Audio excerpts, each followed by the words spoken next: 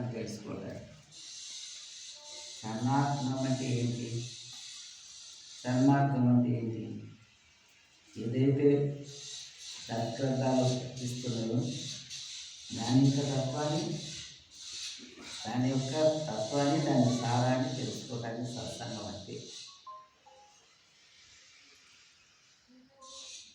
జ్ఞానాన్ని పొందేదానికి మానవునికి మార్గదర్శకం ఇచ్చాడు భగవద్గీత. ఆ భగవద్గీతానుసారం ఉన్న యొక్క భావాన్ని భక్తులందరూ తెలియజేస్తే వాళ్ళకి ఒక విచారణ జ్ఞానం వస్తుంది. కాబట్టి భగవద్గీత అనేది భగవానుడు బయటికి తెచ్చారు. కృష్ణ భగవానుడు అందరికి తెలిసిన విషయమే కదా అది. ఇప్పుడు మనం ఎందుకు వస్తాం? గుళ్ళకి, గోపురాలకి ఎందుకు పోతాం? ఆశ్రమాలకి ఎందుకు పోతాం? నిజాన్ని తెలుసుకోవడానికి, దేవుని గురించి తెలుసుకోవడానికి,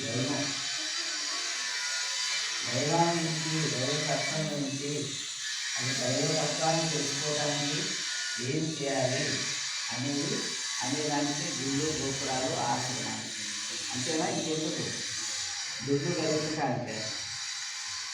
చెప్పండి, నాకు తెలవదు, నాకు తెలిసి కలుగుతుంది. దుడ్లు కలిగించుకోవటానికి సన్మార్గంలో అజ్ఞానం నుంచి జ్ఞానంలోకి చేరటమే ధర్మం. అంతేనా కాదు? లేకపోతే ఇంకా గుళ్ళు ఎందుకు? అది నా ప్రశ్న. మీరంతా చెప్పాలి. ఎవరైనా ప్రశ్న వస్తారు, ఏదో వాళ్ళ కట్టలు పైసలు వేసుకోతారు, అయిపోయాయంటే అనుకోవటానికి కాదు కదా. ఏం శంకరాలు? సన్మార్గంని తెలుసుకోవటం, దానికోసమే గుడి. అందులో విప్రులు ఉంటారు, గుళ్ళలో విప్రులు ఉంటారు, ఆశ్రమాల్లో సాధులు ఉంటారు. వీళ్ళంతా కూడా సన్మార్గాలు. దానివల్ల ఫలితమైనది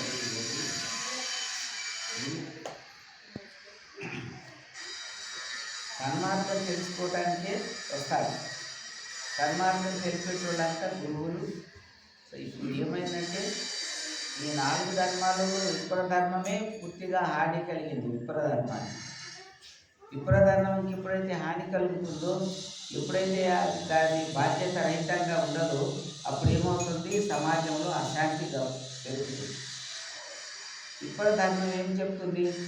అయినా మీరు ఈ విధంగా ఉండు, ఈ విధంగా సత్యంగా మాట్లాడు, ధర్మంగా మాట్లాడు, ఎవరికి హాని చేయకు, నీవు హింస చేయవద్దు, పరులను హింస చేయవద్దు, ఏది హింసించవద్దు, సత్య మార్గంలో నడువు, నీకు అంతా మంచిగా ఉందని సన్మార్గంలో చెప్తుంటాం. ఆ సన్మార్గం అనేది మనము ఒక గుడికే కానీ, ఒక ఆశ్రమంకే కానీ మనం తెలిపే బాధ్యత మనందరి మీద ఉన్నది. ఆ గుడిని నిర్వహించేటోళ్ళు, ఆశ్రమాన్ని నిర్వహించేటోళ్ళు వాళ్ళ యొక్క బాధ్యత అదే ఉన్నది. అది తెలుసుకొని మనం నడవాలి. అప్పుడు వాళ్ళకి ఏమవుతుంది? ఒక మార్గం తెలుస్తుంది. ఇప్పుడు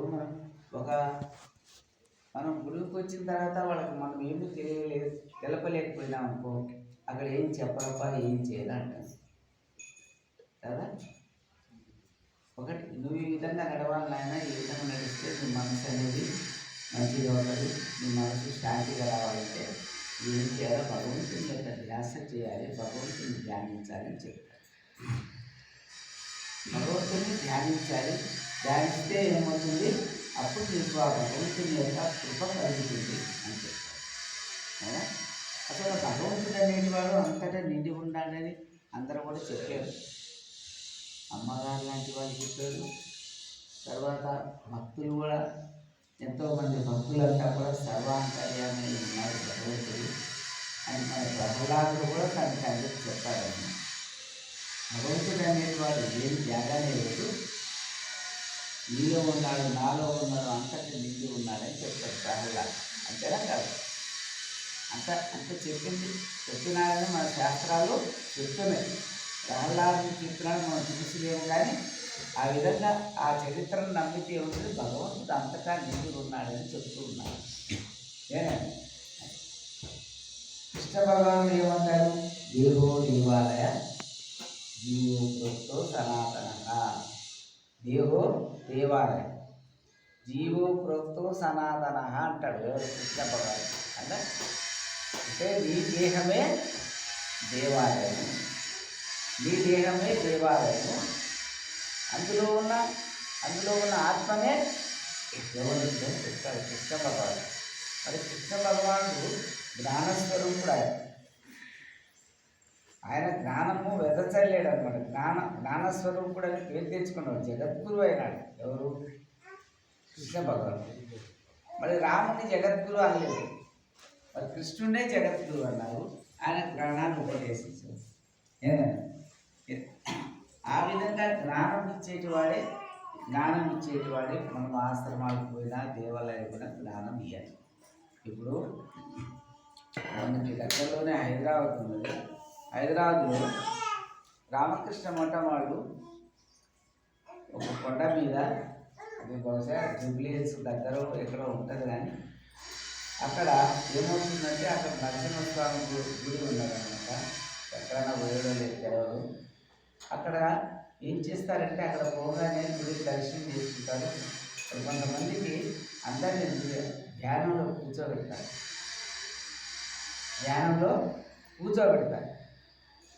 ఒక గంట సేపట కూర్చున్న తర్వాత అప్పుడు వాళ్ళు అక్కడి నుంచి పోతారు. అంటే ఎందుకు కూర్చోబెడుతున్నారు? ఇప్పుడు ఏదైనా చూద్దాం, మనం ఏమంటాం? ధ్యానం అంటాము. అదే ముస్లిం మతం ఏమంటది? నమాజ్ అంటారు. క్రిస్టియన్ మతం ఏమంటది? ప్రార్థన అంటారు. అని కూర్చుంటాం, మౌనంలో కూర్చుంటాం. ఈ 3 ఆచారాలు ఎందుకు చేస్తున్నారు? ఈ మతాలు ముఖ్యమని. అదే వాళ్ళ మతంలో, సిక్కు మతంలో కానీ, ఎక్కడ జైన మతంలో కానీ అన్నిటి ఇక్కడ కూడా మౌనంగా కూర్చుంటారు. ఎందుకు కూర్చుంటారు మౌనంగా? అంటే ఆ విధంగా మౌనంగా కూర్చుంటే, ఆ విధంగా నిర్లిప్తుగా కూర్చుంటే అప్పుడు నీకు ఆ భగవంతుని యొక్క తత్వం గోచరిస్తుందని.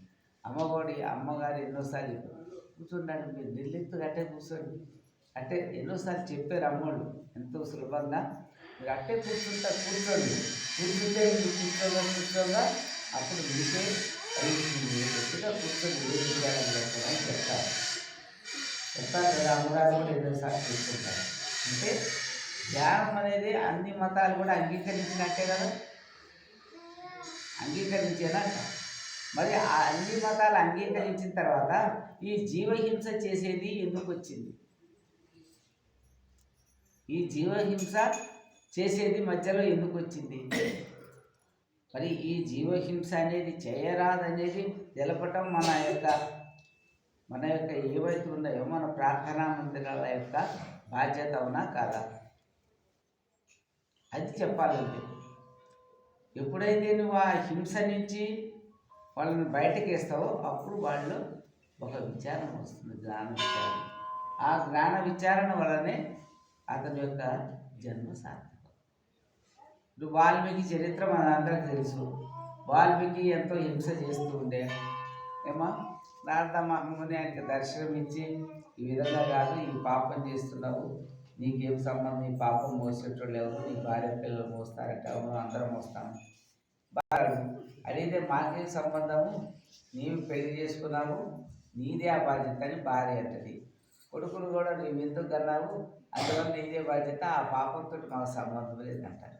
ఒరే ఇంతే అనుకుని ఆయన మనసులో అప్పుడు వచ్చి మళ్ళీ ఆ నారద మహామునికి శరణి ఏం చేయాలంటే, ఆ పాప పుణ్యాలకి సంబంధం ఎవరు లేదంటే నీదే కాబట్టి నీవెందుకు వాళ్ళ గురించి ఆ పాపం చేస్తావు, అది విడిచిపెట్టి నేను చెప్పినట్టు చేయి అని ఒక మంత్రోపదేశాన్ని పొంది ఆయన ఆ మంత్రోపదేశంలో తన మనసునంతా లయం చేసి ఏమై అఖండమైన జ్ఞాన శక్తిని పొందుతాడు కదా. మీ అందరికి తెలుసు కదా ఇదంతా. అంటే ఎప్పుడు కూడా మనసుని మనం నిర్లిప్తి చేసినప్పుడే, మనసుని మనము నిర్లిప్తి చేసి నిరామయం చేసినప్పుడే మనము సన్మార్గాన్ని పొందగలము. ఏమవుతుంది? సన్మార్గాన్ని మనం ఎన్ని టెంకాయలు పెట్టినా, 8 గురువులు పెట్టినా, 1 గొర్రెలు కోసినా కూడా ఏమీ రాదు అనేది చెప్పు. అంతేనా కాదు? 1 గొర్రెలు కొట్టినా ఏం లేదు, 1 టెంకాయలు పెట్టినా ఏం లేదు, 1 గుమ్మడికాయలు పెట్టినా కూడా ఏం లేదు. మీ మనసులోనే అఖండమైన శక్తిని నింపుకున్నాడు భగవంతుడు. మనసులోనే అఖండమైన మనస్సును నిలిపి ఉన్నాడు. కాబట్టి ఆ మనస్సుని నిలపడానికి మనం ప్రతిరోజు కూర్చొని ధ్యానము అంటారు కదా, నిర్లిప్తిగా మనస్సుని మన గురువు మీద అమ్మ మీద పెట్టి, లేదా నీకు ఏ ఇష్టమైన దేవుడు ఉంటే ఆ ఇష్టమైన దేవుడి మీద పెట్టి అటువంటి యొక్క నిర్లిప్తి మనం సాధన చేసుకుంటే అంతా దొరుకుతుంది. మరి అది కాలేదు, ఇది కాలేదు, పెళ్ళిళ్ళు కాలేదు, పేరెంట్లు కాలేదు, ఉద్యోగాలు మనం అనుకుంటాం, కానీ అవి వచ్చే సమయంకి వస్తాయి. అది రావనేది కాదు. ఏం చేయాలి? మనం మనస్సు ఆయనకి వీలైనంత సమయంలో మనము ఆ భగవంతుడికి అర్పణ చేసుకుంటా పోవాలి. దాన్నే జపము అంటారు, దానినే ధ్యానము అంటారు, దానినే ధ్యాస అంటారు. అప్పుడు ఈ మనస్సులోకి భగవంతుడు ఎప్పుడైతే ప్రవేశిస్తాడో అప్పుడు మనం భగవంతుడిని అంతా చూస్తాం. ఏ రూపంలో చూస్తావు? తిరుపతి వెంకట్రమణ అంటే వెంకట్రమణే వస్తాడు, శ్రీశైలం మల్లికార్జునుడు అంటే మల్లికార్జునుడే వస్తాడు, ఏమా కనకదుర్గమ్మ అంటే కనకదుర్గమ్మ వస్తుంది, వెంకట్రమణ అంటే వెంకట్రమణ వస్తాడు, అమ్మ అంటే అమ్మ అని వస్తాడు. ఎప్పుడు నీ మనస్సుని భగవంతుని ఎందు లయం చేస్తే, ఏ రూపంలో నువ్వు లయం చేస్తే ఆ రూపంలో ఆ భగవంతుడు నీ దగ్గరకు వస్తాడు. కానీ భగవంతుని యొక్క రూపం ఒక్కటే అని చెప్తారు అమ్మడు. అదే నిరామయము నిర్లిప్తి రూపరహిత అమ్మ అని చెప్పారు అమ్మోళ్ళు.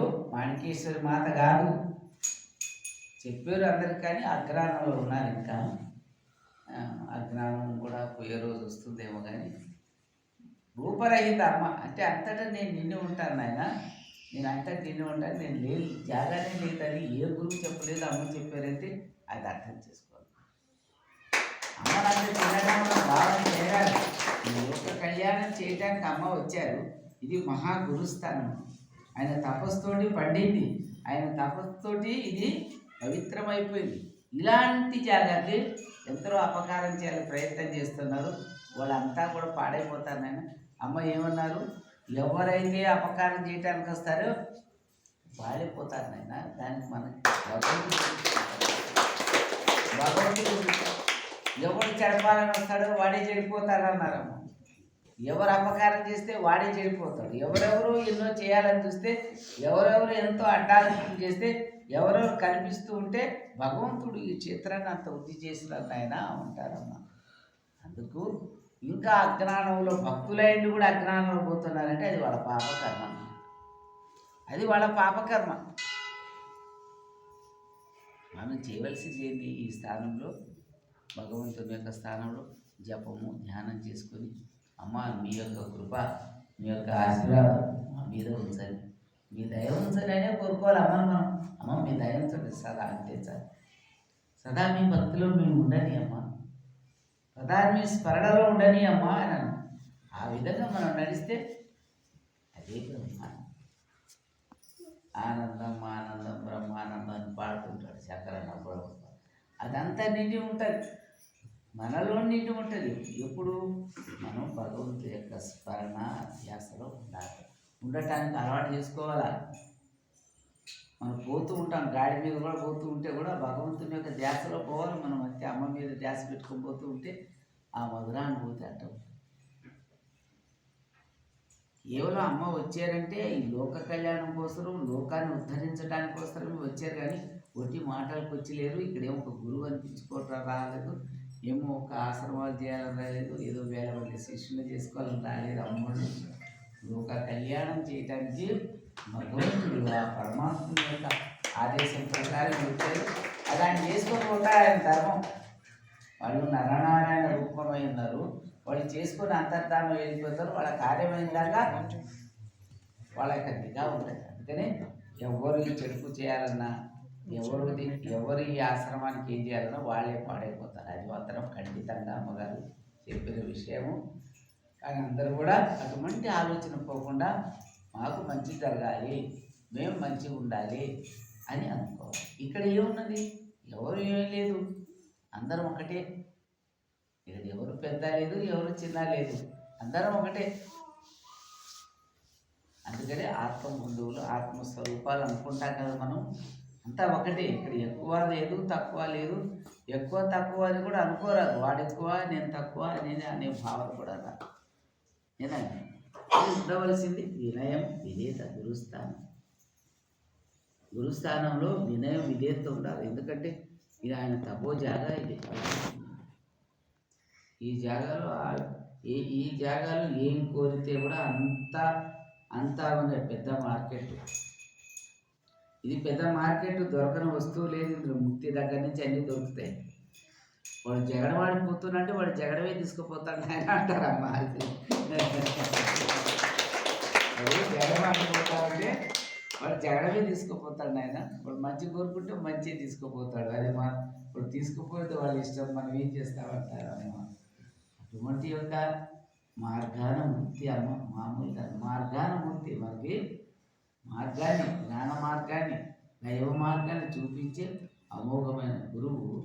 ఆ గురువుది ఏమని అమ్మగారి యొక్క మహిమలంతా మనం తెలుసుకుంటే నిజంగా కాలక్రమం చదవాలి నిజంగా.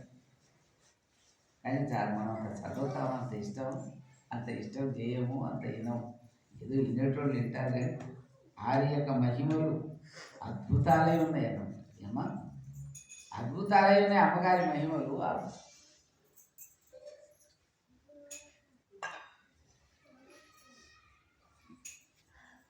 అదొకటి తెలుసుకోవాలి మనం. ఎందుకంటే అమ్మగారి యొక్క శక్తి అద్భుతం ఉన్నది. అందుకని ఏ దేవుడు ఎరుంగడు నా పుట్టుబడి, దేవాతి దేవతలు తెలియంగా వశమి అంటాడు.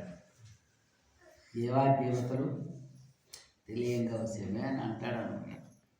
ఇంకా భగవంతుడు ఏమంటాడంటే, మీరు మీ వెర్రికి ఏమనవచ్చు, మీరా మహాతామసులు, మీరు మహాతామసులు, మీ వెర్రికి ఏమనవచ్చు, దేవమాయా శక్తి వివరాలు తెలియవు, దివిజుల ప్రభావము తెలుసుకోలేరు, ఇంకా జరగలేదే అంటే జరగకుండా పోదు, జరిగే టైం వచ్చినప్పుడు జరిగే తీరుతుంది. మీరు మహాతామసులు. అందుకని ఈ విషయం మీకు చెప్పకుండా దాటేసేసినారు. అన్ని విషయాలు మనకు తెలియజేయకుండా అమ్మగారు. మీరు అంటే చెప్పిన వివరము చెవుల పెట్టగా మదముతో కూడి మర్చిపోతున్నాడు. మర్యాదలా తప్పినది. వాడా వీడ అంటారు భక్తుల్ని వాడా వీడ అంటారు. అవన్నీ భగవంతుడు రాస్తున్నాడనమాట.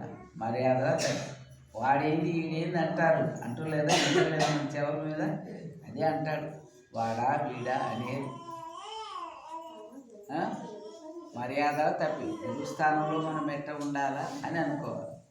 ఒక కమిటీ ఉంటుంది. ఏదో ఊరికే ఒక వ్యవహారము గవర్నమెంట్కి ఒక కమిటీ అని చేస్తారు. ఏదో ఒక వ్యవహారం నడవాలని అంతే. ఆ కమిటీలో ఉన్న పాట దేవుని కృప వస్తుందా?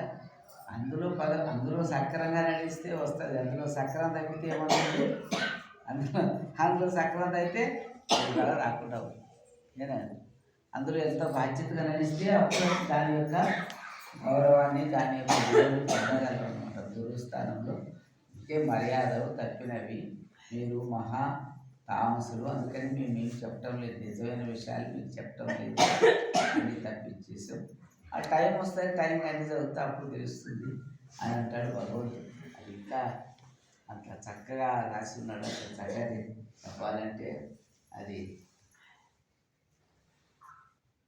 కావున మనం అంతా కూడా అందరము ప్రేమభావనతో ఉండాలన్నమాట. ప్రేమభావనను తెచ్చుకొని ప్రేమతో నడిస్తే నిత్యం గురువు యొక్క జపం, తపం, ధ్యానం మనం చేయాలి. నా మనవి ఏంటంటే ప్రతి దేవాలయంలో కూడా భక్తులు రాగానే వాళ్ళని కూర్చోబెట్టి అక్కడ ఉన్న విప్రులంతా కూడా కూర్చోబెట్టి వాళ్ళని 10 నిమిషాలు ఈ జపం చేయండి, ఈ ఓం నమ శివాయనండి, లేదా జై శ్రీరామ్ అనండి, అమ్మ అనండి, ఏదన్నా ఒకటి వాళ్ళకి ఒక భావన ఇచ్చి కొద్దిసేపు కూర్చోబెట్టి ఆ తర్వాత తీర్థ ప్రసాదించి పంపిస్తే ప్రతి గుడి కూడా ఒక ఒక ఆశ్రమం అవుతుంది. ఒక ఆశ్రమం అవుతుంది. ప్రతి వాళ్ళ యొక్క భావన అవి గుళ్ళు గోపురాల బాధ్యత అదే కదా. అలాంటివి చేయాలి. అలాంటి వాళ్ళందరినీ కూడా వాళ్ళకి సత్సంగం ఇచ్చి జ్ఞానం ఇచ్చి పంపిస్తుంటే వాళ్ళందరిలో కూడా ఏమవుతుంది, ఈ అజ్ఞాన ప్రవృత్తి, ఈ హింస చేసే ప్రవృత్తి తగ్గిపోతుంది. కానీ అటువంటి యొక్క బాధ్యత ఎందుకు తీసుకోరు అనేది మా బాధ అనమాట. అందుకనే జాతరలు ఎందుకు చేస్తారు, జాతరల వల్ల ఉపయోగం ఉందని నేను అంటున్నాను. అది తప్పు అంటారు. తప్పు అంటే ఎందుకు తప్పు అవుతుంది? జాతర దేని గురించి? మనం ఆడే జిలేబీ జాంగ్రీ ఎక్కడైనా ఉంటుంది, కొనుక్కొని తింటాం, అన్నీ తింటాం, రకాలు అట్లా ఉంటాయి, అన్నీ ఉంటాయి. అదే అక్కడ వాళ్ళకి సత్సంగాన్ని చెప్పి వాళ్ళ సన్మార్గం తెచ్చి హింసా మార్గం నుంచి వాళ్ళని నివృత్తి చేసి అహింసాత్మకం నడిపిస్తే ఆ యొక్క క్షేత్రానికి అక్కడ ఉన్న దేవుడికి అది గొప్ప అవుతుంది. అంతేనా కదా?